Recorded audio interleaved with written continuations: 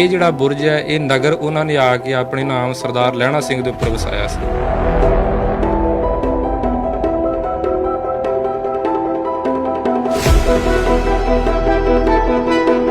ਮਹਾਰਾਜਾ ਰਣਜੀਤ ਸਿੰਘ ਦਾ ਇਸ ਬੁਰਜ ਦੇ ਵਿੱਚ ਕਦੋਂ ਆਉਣਾ ਹੋਇਆ? 1716 ਈਸਵੀ ਦੇ ਵਿੱਚ ਜਦੋਂ ਮਹਾਰਾਜਾ ਰਣਜੀਤ ਸਿੰਘ ਜੀ ਸਖਤ ਬਿਮਾਰ ਹੋਏ ਨੇ, ਫਿਰ ਉਹ ਇਸ ਬੁਰਜ ਦੇ ਵਿੱਚ ਜਾ ਕੇ ਇਕਾਂਤਵਾਸ ਹੋਏ ਨੇ, ਕੁਝ ਦਿਨ ਇੱਥੇ ਠਹਿਰੇ ਵੀ ਨੇ।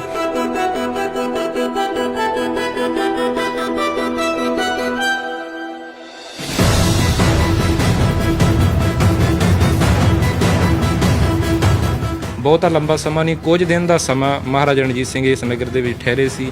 ਇੱਥੇ ਹੀ ਆ ਕੇ ਸਰਦਾਰ ਨਿਹਾਲ ਸਿੰਘ ਜੀ ਅਟਾਰੀ ਵਾਲੇ ਜਿਹੜੇ ਸਰਦਾਰ ਸ਼ਾਮ ਸਿੰਘ ਜੀ ਦੇ ਪਿਤਾ ਜੀ ਸੀ, ਇੱਥੇ ਆ ਕੇ ਉਹਨਾਂ ਨੂੰ ਮਿਲੇ।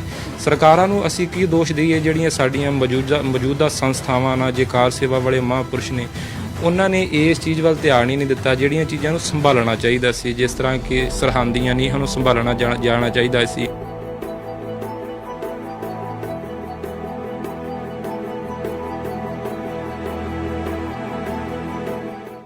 ਸਤਿ ਸ਼੍ਰੀ ਅਕਾਲ, ਤੁਸੀਂ ਦੇਖ ਰਹੇ ਹੋ ਡੇਲੀ ਪੋਸਟ ਪੰਜਾਬੀ। ਮੈਂ ਹਾਂ ਮਨਦੀਪ ਕੌਰ ਸੰਧੂ। ਵਿਸ਼ਵ ਦੇ ਇਤਿਹਾਸ ਵਿੱਚ ਅਜਿਹੇ ਵਿਰਲੇ ਸ਼ਾਸਕ ਹੋਇਆ ਕਰਦੇ ਨੇ ਜਿਨ੍ਹਾਂ ਨੇ ਆਪਣੇ ਹੀ ਸ਼ਾਸਨ ਦੇ ਸਦਕਾ ਲੋਕਾਂ ਦੇ ਦਿਲਾਂ ਤੇ ਰਾਜ ਕੀਤਾ ਹੈ। ਅਜਿਹੇ ਸ਼ਾਸਕਾਂ ਚੋਂ ਇੱਕ ਸ਼ਾਸਕ ਸਨ ਸ਼ੇਰੇ ਪੰਜਾਬ ਮਹਾਰਾਜਾ ਰਣਜੀਤ ਸਿੰਘ। ਮਹਾਰਾਜਾ ਰਣਜੀਤ ਸਿੰਘ ਦੇ ਨਾਲ ਜੁੜੀਆਂ ਹੋਈਆਂ ਪੰਜਾਬ ਦੇ ਵਿੱਚ ਬਹੁਤ ਸਾਰੀਆਂ ਯਾਦਾਂ ਨੇ ਜੋ ਕਿ ਅਸੀਂ ਡੇਲੀ ਪੋਸਟ ਪੰਜਾਬੀ ਤੇ ਪਹਿਲਾਂ ਹੀ ਦਿਖਾ ਚੁੱਕੇ ਹਾਂ, ਜੋ ਕਿ ਅੱਜ ਦੇ ਸਮੇਂ ਦੇ ਵਿੱਚ ਖੰਡਰ ਬਣਦੀਆਂ ਜਾ ਰਹੀਆਂ ਨੇ। ਤੇ ਅੱਜ ਅਸੀਂ ਪਹੁੰਚੇ ਹੋਏ ਹਾਂ ਅਟਾਰੀ ਦੇ ਲਾਗੇ ਪਿੰਡ ਪੈਂਦਾ ਹੈ ਵਣੀਏਕੇ। ਉੱਥੇ ਮਹਾਰਾਜਾ ਰਣਜੀਤ ਸਿੰਘ ਦੀ ਇੱਕ ਯਾਦ ਬਣੀ ਹੋਈ ਹੈ। ਜੇਕਰ ਅਸੀਂ ਇਤਿਹਾਸ ਦੇ ਪੰਨੇ ਫਰੋਲੀਏ ਤਾਂ ਅਕਸਰ ਹੀ ਮਹਾਰਾਜਾ ਰਣਜੀਤ ਸਿੰਘ ਆਪਣੀ ਮੌਤ ਤੋਂ ਪਹਿਲਾਂ ਇਹ ਆਖਿਆ ਕਰਦੇ ਸਨ ਕਿ ਮੇਰੀ ਜ਼ਿੰਦਗੀ ਨਹੀਂ ਹੈ, ਇਹ ਤਾਂ ਨਿਹਾਲ ਸਿੰਘ ਦੀ ਦਿੱਤੀ ਹੋਈ ਜ਼ਿੰਦਗੀ ਹੈ। ਤੇ ਨਿਹਾਲ ਸਿੰਘ ਨੇ ਮਹਾਰਾਜਾ ਜੀ ਨੂੰ ਕਿਸ ਤਰ੍ਹਾਂ ਜ਼ਿੰਦਗੀ ਦਿੱਤੀ ਸੀ ਜ਼ਰੂਰ ਦੱਸਾਂਗੇ, ਪਰ ਇਸ ਤੋਂ ਪਹਿਲਾਂ ਪੂਰੀ ਇਮਾਰਤ ਤੁਹਾਨੂੰ ਦਿਖਾਉਂਦੇ ਆ ਕਿ ਪਹਿਲਾਂ ਕਿਵੇਂ ਖੰਡਰ ਬਣ ਗਈ ਸੀ ਤੇ ਹੁਣ ਕਿਵੇਂ ਪਿੰਡ ਵਾਸੀਆਂ ਨੇ ਇਸ ਨੂੰ ਫਿਰ ਤੋਂ ਉਸਾਰਨਾ ਤੇ ਦੀ ਮੁਰੰਮਤ ਕਰਵਾਉਣੀ ਸ਼ੁਰੂ ਕੀਤੀ ਹੈ। ਪੂਰਾ ਇਤਿਹਾਸ ਵੀ ਜ਼ਰੂਰ ਦੱਸਾਂਗੇ। ਆਓ ਪਹਿਲਾਂ ਤੁਹਾਨੂੰ ਇੱਕ ਇਮਾਰਤ ਦੀ ਤਸਵੀਰ ਦਿਖਾਉਂਦੇ ਆ।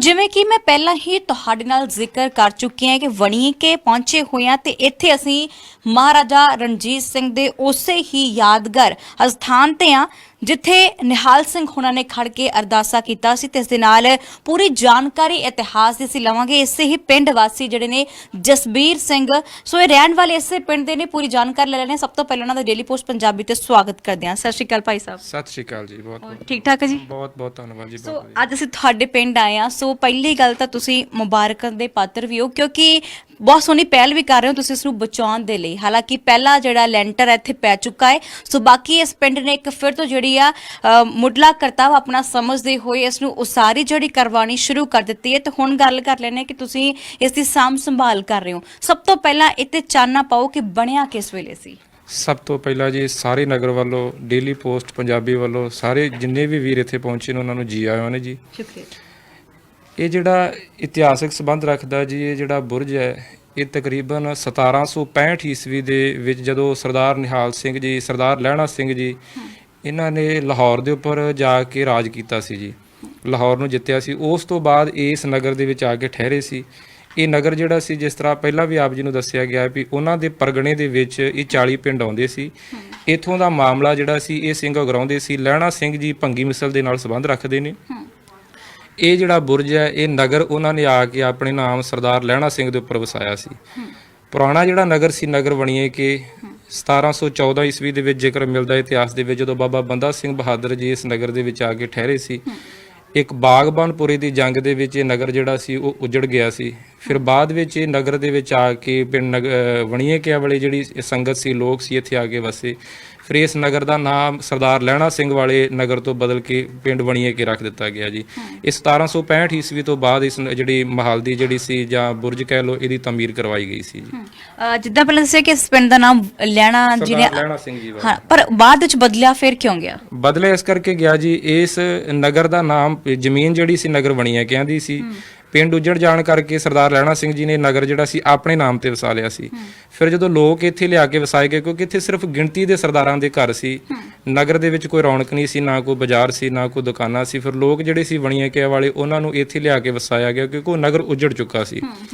ਫਿਰ ਉਹਨਾਂ ਲੋਕਾਂ ਨੇ ਸੋਚਿਆ ਵੀ ਸਾਡੇ ਸੀ ਹੁਣ 2 ਪਿੰਡਾਂ ਦੇ ਵਸਨੀਕ ਹੋ ਗਏ, ਸਾਡੀ ਰਿਹਾਇਸ਼ ਜਿਹੜੀ ਹੋ ਗਈ ਸਰਦਾਰ ਲਹਿਣਾ ਸਿੰਘ ਵਾਲੇ ਪਿੰਡ ਦੇ ਵਿੱਚ ਤੇ ਜ਼ਮੀਨ ਸਾਡੀ ਹੋ ਗਈ ਵਣੀਏਕਿਆਂ ਦੇ ਵਿੱਚ। ਫਿਰ ਉਹਨਾਂ ਸਰਦਾਰ ਲਹਿਣਾ ਸਿੰਘ ਨੂੰ ਮਿਲ ਕੇ ਬੇਨਤੀ ਕੀਤੀ ਕਿ ਅਸੀਂ 2 ਪਿੰਡਾਂ ਦੇ ਵਸਨੀਕ ਹੋਵਾਂਗੇ, ਅਸੀਂ ਦੁਬਦਾ ਵਿੱਚ ਰਵਾਂਗੇ, ਫਿਰ ਤੁਸੀਂ ਕਿਰਪਾ ਕਰੋ ਇਸ ਨਗਰ ਦਾ ਨਾਮ ਸਾਡੇ ਨਗਰ ਦੇ ਨਾਮ ਉੱਪਰ ਹੀ ਰੱਖ ਦਿੱਤਾ ਜਾਵੇ।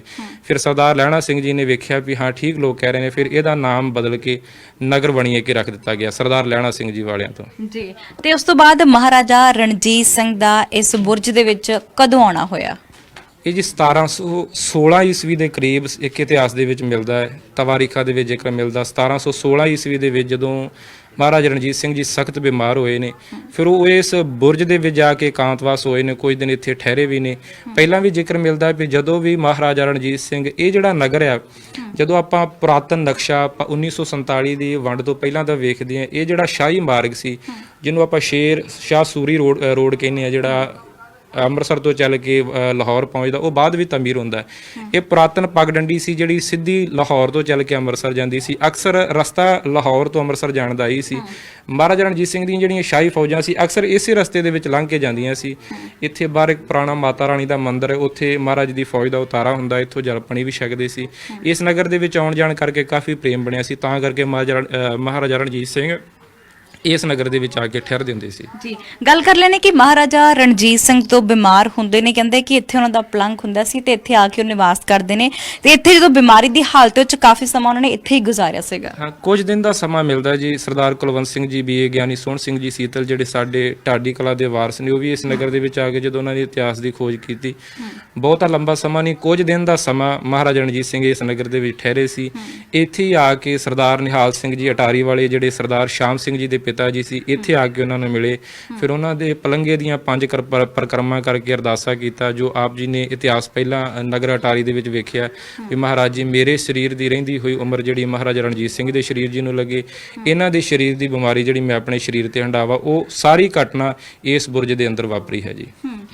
ਜੇਕਰ ਗੱਲ ਕੀਤੀ ਜਾਵੇ ਸਰਦਾਰ ਨਿਹਾਲ ਸਿੰਘ ਹੋਣਾ ਦੀ, ਤਾਂ ਜਿਸ ਦੌਰਾਨ ਇਹੀ ਕਿਹਾ ਜਾ ਸਕਦਾ, ਇਤਿਹਾਸ ਦੇ ਜਦੋਂ ਪੰਨੇ ਫਰੋਲਦੇ ਹਾਂ ਤਾਂ ਇਤਿਹਾਸ ਵਿੱਚ ਜ਼ਿਕਰ ਇਹ ਆਉਂਦਾ ਹੈ ਕਿ ਜਦੋਂ ਮਹਾਰਾਜਾ ਰਣਜੀਤ ਸਿੰਘ ਬਿਮਾਰ ਪੈ ਜਾਂਦੇ ਨੇ ਤਾਂ ਸਰਦਾਰ ਨਿਹਾਲ ਸਿੰਘ ਅਰਦਾਸ ਕਰਦੇ ਨੇ ਕਿ ਸਿੱਖ ਰਾਜ ਨੂੰ ਹਾਲੇ ਮਹਾਰਾਜਾ ਰਣਜੀਤ ਸਿੰਘ ਦੀ ਲੋੜ ਹੈ, ਸੋ ਇਹਨਾਂ ਦੀ ਜਿਹੜੀ ਉਮਰ ਹੈ ਉਹ ਮੇਰੀ ਉਹਨਾਂ ਨੂੰ ਲੱਗ ਜਾਵੇ ਤੇ ਮੇਰੀ ਉਮਰ ਇਹਨਾਂ ਦੀ ਮੈਨੂੰ ਲੱਗ ਜਾਵੇ। ਸੋ ਜਿਸ ਤੋਂ ਬਾਅਦ ਉਹਨਾਂ ਨੇ ਦੁੱਖ ਨੂੰ ਆਪਣੇ ਤੇ ਲੈ ਲਿਆ ਸੀ ਤੇ ਇਹ ਕਿਹਾ ਜਾਂਦਾ ਹੈ ਕਿ ਮਹਾਰਾਜਾ ਰਣਜੀਤ ਸਿੰਘ 9/9 ਹੋ ਜਾਂਦੇ ਨੇ ਤੇ ਥੋੜੇ ਚਿਰਾਂ ਬਾਅਦ ਨਿਹਾਲ ਸਿੰਘ ਉਹਨਾਂ ਦੀ ਮੌਤ ਹੋ ਜਾਂਦੀ ਹੈ। ਹਾਂਜੀ, ਮਹਾਰਾਜਾ ਰਣਜੀਤ ਸਿੰਘ ਜੀ ਅਕਸਰ ਜਦੋਂ ਸਰਦਾਰ ਨਿਹਾਲ ਸਿੰਘ ਜੀ ਚੱਲ ਜਾਂਦੇ ਨੇ, ਜਦੋਂ ਵੀ ਕਿਸੇ ਗੱਲ ਦਾ ਜ਼ਿਕਰ ਹੁੰਦਾ ਸੀ, ਮਹਾਰਾਜਾ ਰਣਜੀਤ ਸਿੰਘ ਜੀ ਆਪਣੇ ਖਾਸ ਦਰਬਾਰ ਦੇ ਵਿੱਚ ਜ਼ਿਕਰ ਕਰਿਆ ਕਰਦੇ ਸੀ, ਮੈਂ ਅੱਜ ਜਿਹੜੀ ਉਮਰ ਹੰਢਾ ਰਿਹਾ, ਇਹ ਦਿੱਤੀ ਹੋਈ ਸਰਦਾਰ ਨਿਹਾਲ ਸਿੰਘ ਜੀ ਅਟਾਰੀ ਵਾਲਿਆਂ ਦੀ ਹੈ, ਉਹਨਾਂ ਦਾ ਮੈਂ ਹਮੇਸ਼ਾ ਹੀ ਕਰਜ਼ਦਾਰ ਰਵਾਂਗੇ। ਇਹ ਬਚਨ ਜਿਹੜੇ ਸੀ ਅਕਸਰ ਉਹ ਆਪਣੀ ਮੌਤ ਤੱਕ, ਜਦੋਂ ਮਹਾਰਾਜਾ ਰਣਜੀਤ ਸਿੰਘ ਜੀ ਆਪਣੇ ਅੰਤਲੇ ਸਮੇਂ ਤੱਕ ਸਨ, ਉਦੋਂ ਵੀ ਇਹ ਬਚਨ ਜਿਹੜਾ ਸੀ ਯਾਦ ਸੰਗਤਾਂ ਨੂੰ ਕਰਵਾਉਂਦੇ ਰਹਿੰਦੇ ਸੀ ਅਕਸਰ ਆਪਣੇ ਦਰਬਾਰੀਆਂ ਨੂੰ। ਤੁਸੀਂ ਉਸ ਦੌਰਾਨ ਜਦੋਂ ਇਸ ਪਿੰਡ ਦੇ ਵਿੱਚ, ਤੁਹਾਡਾ ਜਨਮ ਇਸੇ ਪਿੰਡ ਦਾ ਹੀ ਹੈ? ਹਾਂਜੀ, ਇਸੇ ਪਿੰਡ ਦਾ, ਨਗਰ ਵਣੀਏਕੇ ਦਾ ਜਨਮ ਹੈ। 1987 ਦੇ ਵਿੱਚ ਵੀ ਮੇਰਾ ਇੱਥੇ ਜਨਮ ਹੁੰਦਾ ਜੀ, ਸਰਦਾਰ ਮਨਜੀਤ ਸਿੰਘ ਜੀ ਦੇ ਘਰ ਦੇ ਵਿਖੇ। 1987 ਦੌਰਾਨ ਇਹ ਜਿਹੜੀ ਇਮਾਰਤ ਹੈ ਉਸ ਵੇਲੇ ਕਿਸ ਤਰ੍ਹਾਂ ਦੀ ਸੀ? ਇਹ 1987 ਤੋਂ ਬਾਅਦ ਜੀ, ਜਦੋਂ ਮੈਂ ਆਪਣੀ ਸੰਭਾਲੀ ਤਕਰੀਬਨ ਆਪਾਂ 10-12 ਸਾਲ ਦੇ ਵਿੱਚ ਜਦੋਂ ਇਹਦੇ ਬਾਰੇ ਥੋੜਾ ਜਿਹਾ ਚਾਨਣਾ ਪਿਆ, ਉਦੋਂ ਤੋਂ ਖਸਤਾ ਹਾਲਤ ਦਿਨ ਬ ਦਿਨ ਜਿਹੜੀ ਹੈ ਵਿਗੜਦੀ ਜਾ ਰਹੀ ਸੀ। ਅਸੀਂ ਜਦੋਂ ਛੋਟੇ ਹੁੰਦੇ ਸੀ, ਇਸੇ ਨਗਰ ਦੇ ਵਿੱਚ ਆਪਾਂ ਖੇਡਦੇ ਸੀ, ਇਸ ਬੁਰਜ ਦੇ ਵਿੱਚ ਆ ਕੇ ਖੇਡਦੇ ਹੁੰਦੇ ਸੀ, ਉਦੋਂ ਹਾਲਤ ਕੁਝ ਇਹਦੀ ਠੀਕ ਸੀ, ਪਰ ਅਣਗਹਿਲੀ ਦੇ ਕਰਕੇ ਆਪਾਂ ਕਹਿ ਸਕਦੇ ਹਾਂ ਵੀ ਇਹ ਬੁਰਜ ਦੀ ਹਾਲਤ ਦਿਨ ਬ ਦਿਨ ਜਿਹੜੀ ਵਿਗੜਦੀ ਗਈ ਆ। ਪਿਛਲੇ ਕੁਝ ਸਮੇਂ ਦੇ ਦੌਰਾਨ ਨਗਰ ਦੀਆਂ ਸੰਗਤਾਂ ਦੇ ਸਹਿਯੋਗ ਦੇ ਨਾਲ ਇਸ ਦੀ ਮੁੜ ਉਸਾਰੀ ਜਿਹੜੀ ਸ਼ੁਰੂ ਹੋਈ ਹੈ ਜੀ। ਵੀਰ ਜੀ, ਕਿਤੇ ਨਾ ਕਿਤੇ ਮਲਾਲ ਹੁੰਦਾ ਕਿ ਸਾਡੀਆਂ ਸਰਕਾਰਾਂ ਨੇ ਇਹਨਾਂ ਇਤਿਹਾਸ ਭਰੀਆਂ ਚੀਜ਼ਾਂ ਨੂੰ ਅਣਗੌਲ ਦਿੰਦੀਆਂ ਨੇ, ਸਿਰਫ ਲੋਕ ਹੀ ਪਹਿਲ ਕਰਦੇ ਨੇ ਇਹਨਾਂ ਨੂੰ ਬਚਾਉਣ ਦੇ ਲਈ, ਪਰ ਸਰਕਾਰ ਹਮੇਸ਼ਾ ਜਿਹੜੀ ਹੈ ਇਹਨਾਂ ਚੀਜ਼ਾਂ ਨੂੰ ਖੰਡਰ ਬਣਾ ਕੇ ਹੀ ਪੁੱਛਦੀ ਤੱਕ ਵੀ ਨਹੀਂ ਹੈ। ਮੈਂ ਜੀ ਤੁਹਾਨੂੰ ਇੱਕ ਖਾਸ ਜ਼ਿਕਰ ਕਰਨਾ ਚਾਹੁੰਦਾ ਵੀ ਸਿੱਖ ਇਤਿਹਾਸ ਵੱਲ ਜੇ ਵੇਖਿਆ ਜਾਵੇ, ਸਾਡੇ ਇਤਿਹਾਸਕ ਤੱਥਾਂ ਨੂੰ ਜਿਵੇਂ ਤਰੋੜ ਮਰੋੜ ਕੇ ਪੇਸ਼ ਕੀਤਾ ਜਾ ਰਿਹਾ, ਮੈਨੂੰ ਤਾਂ ਇਉਂ ਲੱਗਦਾ, ਮੇਰੇ ਨਿੱਜੀ ਵਿਚਾਰ ਨੇ, ਸਿੱਖ ਇਤਿਹਾਸ ਸਿਰਜ ਸਕਦੇ ਨੇ ਪਰ ਸੰਭਾਲਣਾ ਸਾਡੇ ਵਾਸਤੇ ਬਹੁਤ ਔਖਾ।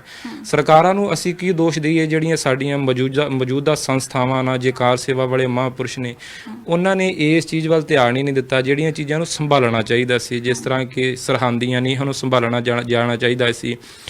ਗੁਰੂ ਅਰਜਨ ਦੇਵ ਮਹਾਰਾਜ ਜੀ ਦਾ ਦੇਹੁਰਾ ਜਿੱਥੇ ਉਹਨਾਂ ਨੇ ਸ਼ਹਾਦਤ ਪ੍ਰਾਪਤ ਕੀਤੀ, ਹੋਰ ਅਨੇਕਾਂ ਸੰਸਥਾਵਾਂ ਜਿਹੜੀਆਂ ਗਿਣੀਆਂ ਨਹੀਂ ਜਾ ਸਕਦੀਆਂ ਜਿਨ੍ਹਾਂ ਦਾ ਸਾਡੇ ਇਤਿਹਾਸ ਨਾਲ ਬੜਾ ਗੂੜਾ ਸੰਬੰਧ ਹੈ, ਉਹਨਾਂ ਨੂੰ ਸੰਭਾਲਿਆ ਜਾਣਾ ਚਾਹੀਦਾ ਸੀ। ਪਰ ਅਸੀਂ ਅਣਗਹਿਲੀ ਦੇ ਕਰਕੇ ਨਾ ਕਿਸੇ ਸਾਡੀਆਂ ਸੰਸਥਾਵਾਂ ਨੇ ਨਾ ਕਿਸੇ ਵਿਦਵਾਨ ਨੇ ਪਹਿਲ ਕੀਤੀ ਸੀ ਵੀ ਇਹਨਾਂ ਚੀਜ਼ਾਂ ਨੂੰ ਸੰਭਾਲਿਆ ਜਾ ਸਕੇ। ਇਹ ਸਰਕਾਰਾਂ ਦਾ ਵੀ ਦੋਸ਼ ਹੈ ਵੀ ਇਹਦੇ ਵੱਲ ਧਿਆਨ ਨਹੀਂ ਦਿੱਤਾ ਗਿਆ ਜੀ। ਬਿਲਕੁਲ ਜੀ। ਸੋ ਅਸੀਂ ਇਤਿਹਾਸ ਦੇ ਜਦੋਂ ਪੰਨੇ ਵੀ ਫਰੋਲਦੇ ਹਾਂ, ਜੈਸੇ ਡੇਲੀ ਪੋਸਟ ਪੰਜਾਬੀ ਨੂੰ ਬਹੁਤ ਸਾਰੀਆਂ ਐਸੀਆਂ ਇਮਾਰਤਾਂ ਜਿਹੜੀਆਂ ਦਿਖਾ ਚੁੱਕੇ ਹਾਂ ਜਿਨ੍ਹਾਂ ਦੇ ਵਿੱਚੋਂ ਇਤਿਹਾਸ ਬੜਾ ਵੱਡਾ ਬੋਲਦਾ ਹੈ, ਪਰ ਜਦੋਂ ਵੀ ਅਸੀਂ ਇਮਾਰਤ ਦੇਖਦੇ ਹਾਂ ਤਾਂ ਸਾਨੂੰ ਆਹ ਹੀ ਰੂਪ ਦਿਖਦਾ ਹੈ। ਹਮੇਸ਼ਾ ਨਾਨਕਸ਼ਾਹੀ ਇੱਟਾਂ ਦੇ ਨਾਲ ਬਹੁਤ ਖੂਬਸੂਰਤ ਇਮਾਰਤ ਨੂੰ ਤਿਆਰ ਕੀਤਾ ਜਾਂਦਾ ਹੈ, ਬੜੀਆਂ ਰੌਣਕਾਂ ਉਸ ਇਮਾਰਤ ਵਿੱਚ ਲੱਗਦੀਆਂ ਨੇ, ਦੀਵਾਨ ਸਜਦੇ ਨੇ, ਤੇ ਉਸ ਤੋਂ ਬਾਅਦ ਸਮਾਂ ਜਿਸ ਤਰ੍ਹਾਂ ਬੀਤਦਾ ਜਾਂਦਾ, ਜਦੋਂ ਉਹ ਸਾਰੇ ਹੀ ਆਪਣੇ ਆਪਣੇ ਰਾਹਾਂ ਤੁਰ ਜਾਂਦੇ ਨੇ, ਸੋ ਅਗਲੀ ਪੀੜ੍ਹੀ ਜਨਮ ਲੈਂਦੀ ਹੈ, ਸਮਾਂ ਬਦਲਦਾ ਜਾਂਦਾ ਹੈ ਤੇ ਇਹ ਵਿਚਾਰੀਆਂ ਇਦਾਂ ਹੀ ਢਹਿੰਦੀਆਂ ਜਾਂਦੀਆਂ ਨੇ। ਹਾਲ ਪੁੱਛਣ ਵੀ ਕੋਈ ਨਹੀਂ ਆਉਂਦਾ ਤੇ ਆਪਣਾ ਇਸ ਬਦਹਾਲੀ ਵਾਲੀ ਤਸਵੀਰ ਦੇ ਵਿੱਚ ਰੋ ਰੋ ਕੇ ਇਤਿਹਾਸ ਨੂੰ ਜਿਹੜਾ ਬਿਆਨ ਕਰਦੀਆਂ ਨੇ ਕਿ ਸਾਡੇ ਇੱਥੇ ਮਹਾਰਾਜੇ ਆਇਆ ਕਰਦੇ ਸੀ, ਸਾਡੇ ਅੰਦਰ ਜਿਹੜਾ ਸੀ ਬੜਾ ਸ਼ਾਹੀ ਮਹਲ ਹੋਇਆ ਕਰਦਾ ਸੀ, ਰੌਣਕਾਂ ਹੋਇਆ ਕਰਦੀਆਂ ਸੀ, ਪਰ ਅੱਜ ਦੇ ਸਮੇਂ ਦੇ ਵਿੱਚ ਆ ਕੇ ਸਾਨੂੰ ਕੋਈ ਪੁੱਛਦਾ ਵੀ ਨਹੀਂ ਹੈ, ਕੋਈ ਦੇਖਦਾ ਵੀ ਨਹੀਂ ਹੈ। ਤੇ ਹੁਣ ਅਸੀਂ ਫਿਰ ਤੋਂ ਦੁਬਾਰਾ ਗੱਲ ਕਰ ਲੈਂਦੇ ਕਿ ਜਿਸ ਤਰ੍ਹਾਂ ਇਹ ਇਮਾਰਤ ਨੂੰ ਤਿਆਰ ਕੀਤਾ ਗਿਆ ਹੈ, ਕਿੰਨਾ ਕੁ ਸਮਾਂ ਲੱਗ ਸਕਦਾ? ਕਿਉਂਕਿ ਬੜੀ ਬਾਰੀਕੀ ਦੇ ਨਾਲ ਬੜੀਆਂ ਖੂਬਸੂਰਤ ਚੀਜ਼ਾਂ, ਕਿਉਂਕਿ ਬਹੁਤ ਪੁਰਾਣੀ ਤੁਸੀਂ ਦੱਸ ਰਹੇ ਹੋ ਕਿ ਬੜੇ ਲੰਬੇ ਸਾਲ ਦੀ ਪੁਰਾਣੀ ਜਿਹੜੀ ਇਮਾਰਤ ਬਣੀ ਹੋਈ ਹੈ, ਜਿਸ ਹਿਸਾਬ ਨਾਲ ਹਾਲੇ ਵੀ ਖੜੀ ਹੋਈ ਹੈ, ਤੇ ਇਸ ਹਿਸਾਬ ਨਾਲ ਲੱਗਦਾ ਕਿ ਬੜੀ ਮਿਹਨਤ ਕੀਤੀ ਗਈ ਹੋਊਗੀ ਇੱਥੇ। ਹਾਂਜੀ ਜੀ, ਇਮਾਰਤ ਸਾਜੀ ਦੀ ਦੇਖ ਰੇਖ ਨੂੰ ਦੇਖਿਆ ਜਾਵੇ, ਅੱਜ ਇਸ ਨਮੂਨੇ ਨੂੰ ਤਿਆਰ ਕਰਨ ਦੇ ਵਾਸਤੇ ਕਈ ਸਾਲਾਂ ਦਾ ਸਮਾਂ ਲੱਗ ਸਕਦਾ। ਜਦੋਂ ਹੁਣ ਮੁੜ ਮੁਰੰਮਤੀ ਇਹਦੀ ਸ਼ੁਰੂ ਕੀਤੀ, ਜਿਹੜੇ ਇੱਥੇ ਇੰਜੀਨੀਅਰ ਵੀਰ ਪਹੁੰਚੇ ਸੀ, ਉਹਨਾਂ ਨੇ ਵਿਚਾਰ ਦੱਸੇ ਸੀ ਵੀ ਇਸ ਇਮਾਰਤ ਨੂੰ ਤਿਆਰ ਕਰਨ ਲੱਗਿਆਂ ਕਈ ਸਾਲ ਦਾ ਸਮਾਂ ਹੋ ਸਕਦਾ ਲੱਗਾ ਹੋਵੇ, ਕਿਉਂਕਿ ਅਜੋਕੇ ਸਮੇਂ ਦੀ ਜਿਹੜੀਆਂ ਅੱਜ ਸਾਡੇ ਕੋਲ ਸਹੂਲਤਾਂ ਨੇ ਉਹ ਸਮੇਂ ਦੇ ਵਿੱਚ ਮੌਜੂਦ ਨਹੀਂ ਸੀ। ਫਿਰ ਵੀ ਕੋਈ ਅੰਦਾਜ਼ਨ ਇਹਨੂੰ 2-3 ਸਾਲ ਦਾ ਸਮਾਂ ਤੇ ਜ਼ਰੂਰ ਲੱਗਾ ਹੋਏਗਾ ਤਿਆਰ ਕਰਦਿਆਂ ਜੀ। ਅਸੀਂ ਨਮੂਨਾ ਦੇਖ ਰਹੇ ਹਾਂ, ਇਹ ਉਸ ਟਾਈਮ ਤੇ ਮੁਸਲਮਾਨ ਆਰਕੀਟੈਕਟ ਹੁੰਦੇ ਸੀ, ਉਹੀ ਜਿਹੜਾ ਬਿਲਡਿੰਗਾਂ ਨੂੰ ਉਸਾਰਦੇ ਹੁੰਦੇ ਸੀ। ਇਹ ਬਹੁਤ ਖੂਬਸੂਰਤ ਤਰੀਕੇ ਨਾਲ ਬਣਾਈ ਗਈ। ਜੇਕਰ ਦਰਵਾਜ਼ਿਆਂ ਦੀ ਗੱਲ ਕੀਤੀ ਜਾਵੇ, ਇਹਨਾਂ ਦੇ ਦਰਵਾਜ਼ੇ ਪਿੰਡ ਵਾਸੀਆਂ ਵੱਲੋਂ ਸਾਂਭੇ ਗਏ ਨੇ ਜਾਂ ਫਿਰ ਕੋਈ ਲਾ ਕੇ ਲੈ ਗਿਆ ਹੈ, ਜਾਂ ਫਿਰ ਇੱਕ ਦਰਵਾਜ਼ੇ ਹੈ ਕਿੱਥੇ ਨੇ?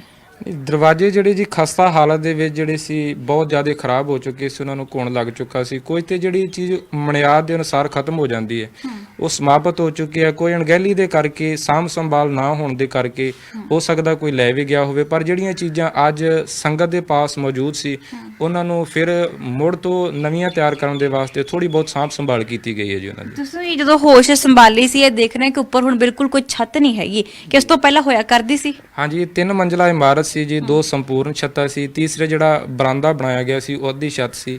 ਅੱਜ ਵੀ ਆਪਾਂ ਦੇਖ ਰਹੇ ਹਾਂ ਇਹ ਛੱਤ ਜਿਹੜੀ ਸੀ ਇਹਦੇ ਉੱਪਰ ਸ਼ਤੀਰੀਆਂ ਲਾਈਆਂ ਗਈਆਂ ਨੇ ਜੀ। ਛੱਤ ਹੈ ਸੀ ਜੀ ਪਹਿਲਾਂ ਇਹਦੇ ਵਿੱਚ 1947 ਦੀ ਵੰਡ ਤੋਂ ਬਾਅਦ ਇੱਥੇ ਜਿਹੜੇ ਪਰਿਵਾਰ ਲਾਗੇ ਰਹਿੰਦੇ ਨੇ, ਉਹਨਾਂ ਦੇ ਕਈਆਂ ਦੇ ਪਰਿਵਾਰਾਂ ਦੇ ਇੱਥੇ ਬੱਚਿਆਂ ਦੇ ਜਨਮ ਹੋਏ ਨੇ, ਜਿਨ੍ਹਾਂ ਦੇ ਪਰਿਵਾਰ ਦੀ ਆਪਣੀ ਰਿਹਾਇਸ਼ ਰੱਖੀ ਸੀ, ਉਹ ਅੱਜ ਦੇਸ਼ ਵਿਦੇਸ਼ ਦੇ ਵਿੱਚ ਵਸ ਰਹੇ ਨੇ।